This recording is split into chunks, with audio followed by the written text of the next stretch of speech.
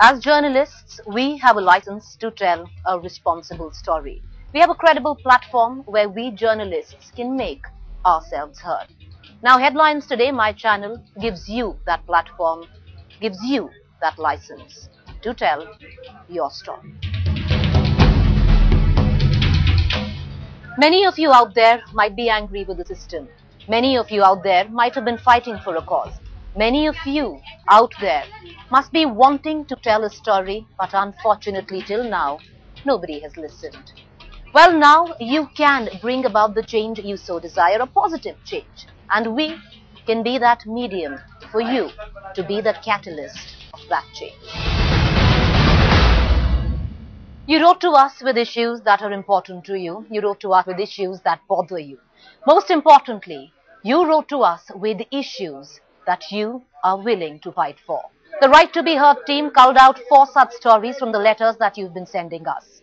One of which is a 12-year-old crusade to save a dying river. We bring to you the fight of Vimlendu Jha and his 12-year-old long effort to breathe in life into the Yamuna. Hi, I'm Vimlendu Jha and I've been living in Delhi since last 12 years. I actually came to Delhi in '97 to pursue my undergraduation at St. Stephen's College. I came here to study, but of course I chose to work here and work specifically for Yamuna.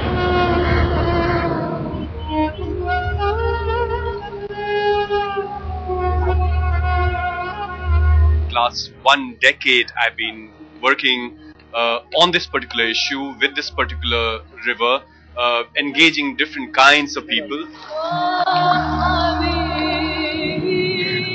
As a citizen, things around me, make me angry, make me feel frustrated about the inaction, and that is the reason why I choose to do what I'm doing right now, fighting for Yamuna.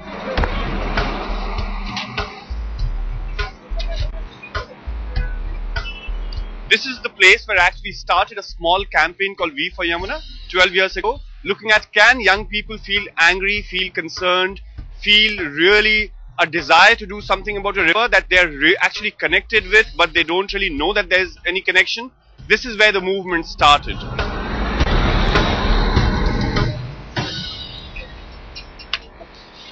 I didn't think that I'll begin an organization or a movement. I thought it was my bit to save the river, and that's where the journey began. When we sent this RTI application, part of it went to Delhi Jal Board, part of it went to MCD, part of it went to Delhi government, part of it went to National River Conservation Directorate, which is the apex body within the government of India to really take care of the rivers. The responses were basically about this is the amount of money that we have spent, which was around, each project gave us multiple thousand crores as figures. But what happened with that money? There was no response towards that. Vimlendu Jha has filed many RTI applications asking the central government as to how much money has been spent on cleaning the Yamuna. Thousands of which has been spent by the Delhi Jal Board. Now, the Delhi Jal Board is governed by the Chief Minister of the National Capital, Madam Sheila Dikshit, who is the chairperson of the body. The Right to Be Heard team went to the Delhi Jal Board asking for answers, asking for an audit as to how much money has been allotted and how much money has been spent on the Yamuna as it passes through the national capital. We got no answers in return. We decided to shoot across 3 emails asking the same questions. No reply.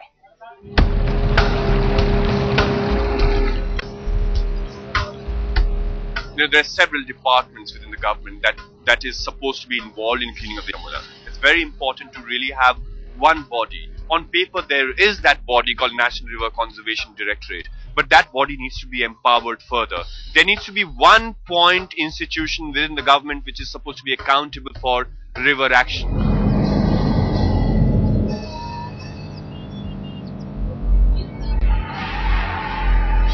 We all feel so proud about the fact that, oh well, Delhi has a metro. Fine, I'm proud about a metro as well. So if the government had the political will to dig the entire city and construct a metro, why couldn't they clean a Yamuna?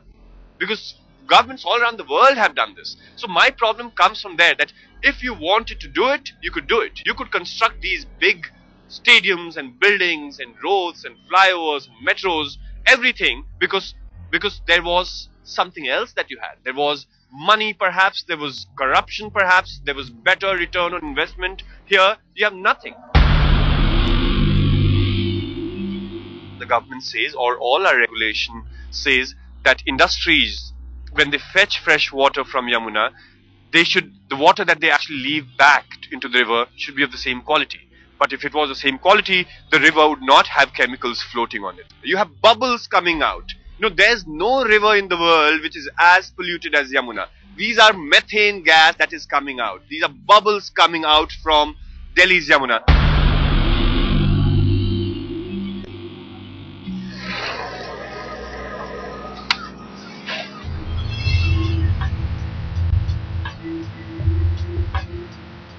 Yamuna's total length is around 1360 kilometers. Delhi's share is only 22 kilometers. We might think that the people who live on the banks of Yamuna are the ones who pollute the river. You and I pollute the river too.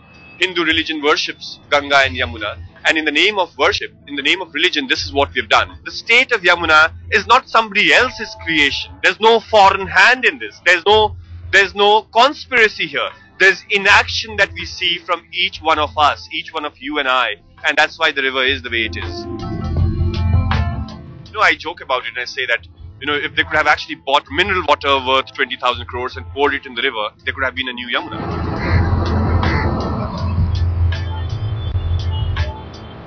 I'm a citizen of this country and I have every right to be heard. In all the stories that we're going to be featuring on this show, you will be the storyteller, we just the medium.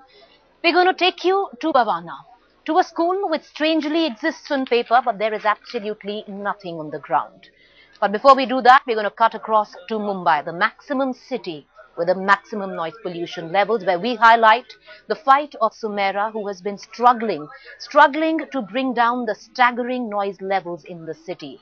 She wrote to us to highlight this very cause, where her desperate fight to get some peace and quiet in a city that never sleeps. And hopefully, after this story, Sumaira's voice would rise from all the noise there.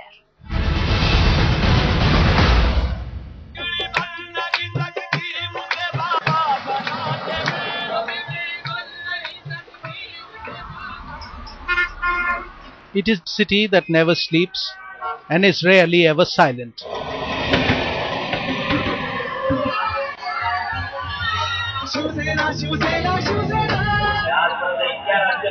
But in the madness called Mumbai, Sumaira Abdullali has been fighting for some quiet.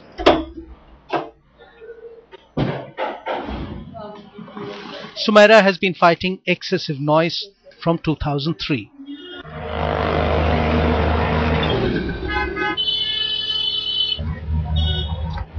I started work with my uncle who was working on noise pollution. He asked for help in a litigation that he wanted to file.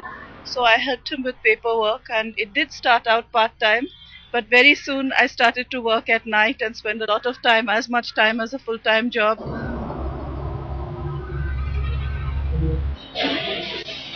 Of course, the people who lived in 2007, Sumaira's NGO Awaz Foundation filed a PIL to control noise from sources like traffic, construction, loudspeakers and firecrackers.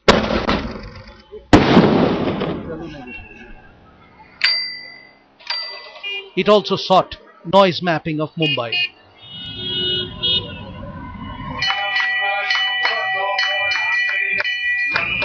In 2009, she fought to get religious places notified as silent zones. The next year, she expanded the cause to political rallies, measuring noise levels at Shiv Sena's annual Dashera rally. Till now, Sumaira's actions have earned her empty promises from the police and the state government. Silent area mainly होता है corporation area या council area में होता है, और उसके जो कि अधिकार है वो पुलिस डिपार्टमेंट को दिए हुए हैं. अगर उसमें कोई वायलेशन होता है तो they have to initiate the action against as per the noise bill 2000. और जो बोलते हैं ताकत जो एक्शन लेने के लिए, जैसे फाइन की अरेंजमेंट है, वो स्पॉट फाइन की अरेंजमेंट है नहीं एक्ट में आजकल। तो वो हम लोग फाइल करेंगे कोर्ट में केस, और वो केस चलता रहेगा, then it has to be prove.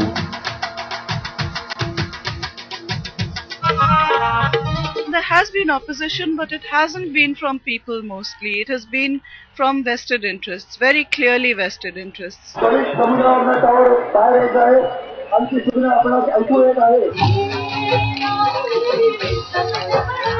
Mumbai is noisiest during the festival season, and that, I mean, obviously there's a reason for that, that there's a concentrated effort to make noise, and every people believe that they can't celebrate without noise.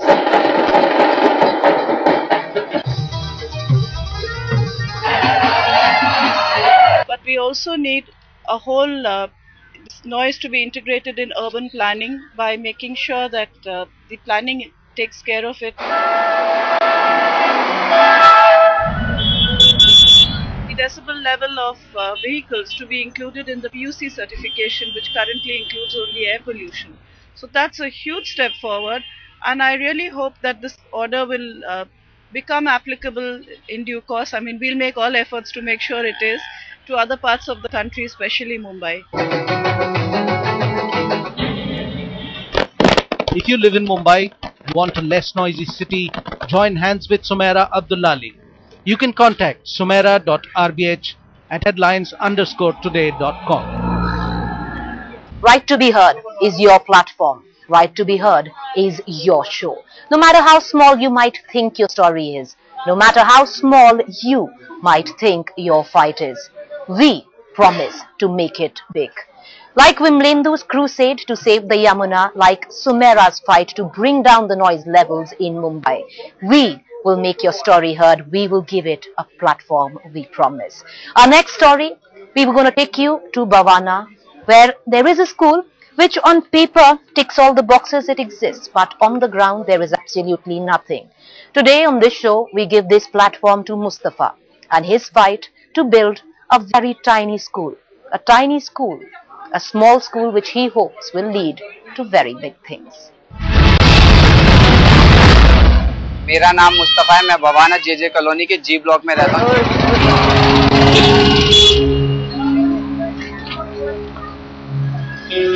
For 4 years, Mustafa has been trying to get a school built in the JJ colony he lives in.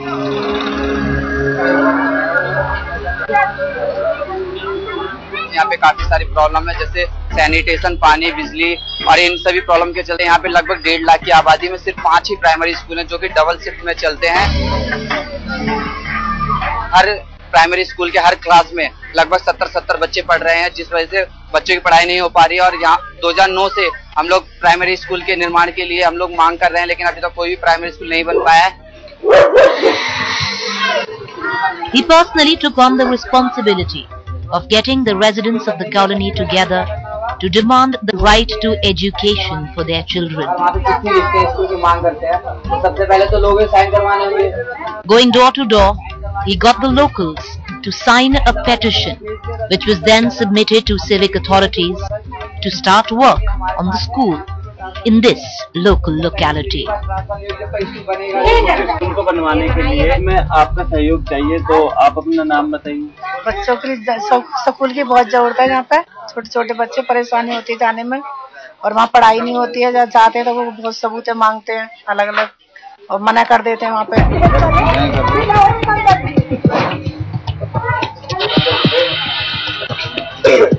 हमारे colony में school नहीं है, बच्चे हमारे बहुत परेशान होते हैं। उधर कॉलोनी में जाते हैं पढ़ने, पुरानी कॉलोनी में बहुत परेशानी उठाते हैं। एक एक क्लास में बहुत ज्यादा बच्चे हैं, उसमें जो है बैठने की भी सीट नहीं मिलती, बच्चों को जमीन में बिठाया जाता है, इसलिए बहुत परेशानी है। हमारे कॉलोनी में स्कूल जरूरी है।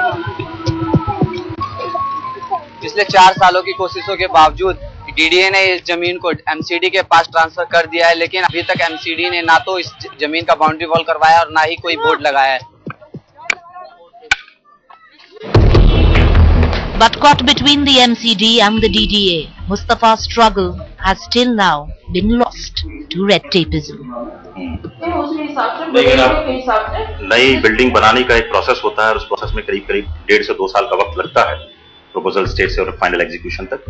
तो उम्मीद है कि 1.5 साल के अंदर अंदर ये नई बिल्डिंग हम लोग तैयार करने में सफल हो पाएंगे। अब देखना ये है कि एमसीडी इस जमीन पर स्कूल का निर्माण करवा के स्कूल की शुरुआत कब से करवाती है।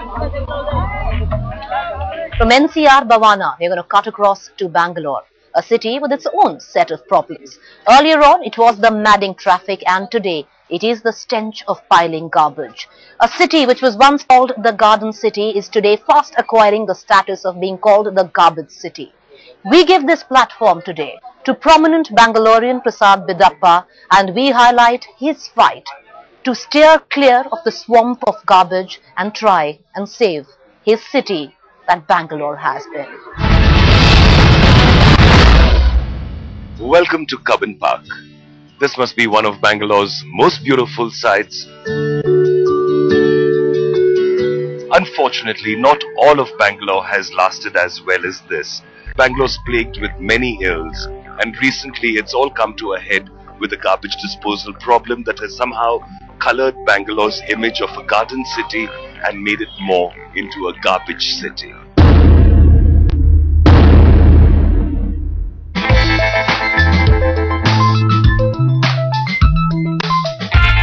Prasad Bidappa is a man who wears many hats. He is a choreographer, stylist, fashion journalist and entrepreneur.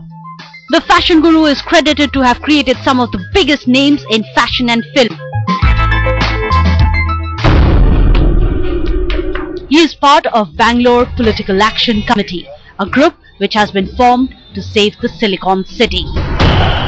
While much of Bangalore is very clean and they've managed to successfully clear garbage out of the central areas of Bangalore, a short trip away to BBK Iyengar Road and its environs reveals the sad truth of garbage dumping.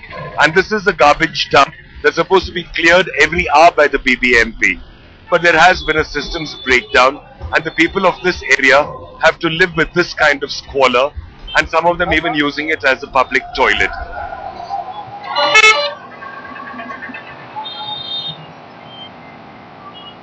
वो corporation का problem है, ये BBMP का। अभी तक नहीं आए। 3 रोज में एक टाइम लेते हैं। 3 रोज में 4 रोज में एक टाइम लेते हैं। ये आग डाल देते हैं, रात में आग धुआं उठेगा। Whenever we complain, the second day they will come, they will send lorries and everything. BBMP will come, people will come and they will clean this area. What we need is actually every day it should be cleaned twice, which is not happening. यहाँ आके मेरे को करीबन 20 साल हो गए, लेकिन जब मैं यहाँ बैंगलोर में आया तो बैंगलोर एकदम नीट एंड क्लीन था और एटमॉस्फेयर इतना अच्छा था कि हम लाइक करते थे बैंगलोर को। लेकिन आज जब हम यहाँ पे चलते हैं तो ये जो कचरा है और ये जो देखने को आ रहा है, रोड के एकदम अंदर तक आ गया है, तो यहाँ से इतना ट्रैफिक जाम होता है। कचरा हो गया है, मार्केट पूरा फुल गलीज हो गया है, आने जाने के लिए पब्लिक को से भी तकलीफ हो रहा है। बहुत ही सिंथेसिस होगा इधर है, पूरा दुकाना से भी लगा रहे हैं, इसमें आने जाने के लिए वाखा हो रहा है। There seems to be a complete breakdown of kind of civic services in areas like this. A huge problem, because if the government cannot cope with this kind of garbage disposal and the kind of problems that plague these people, then who is going to cope with it?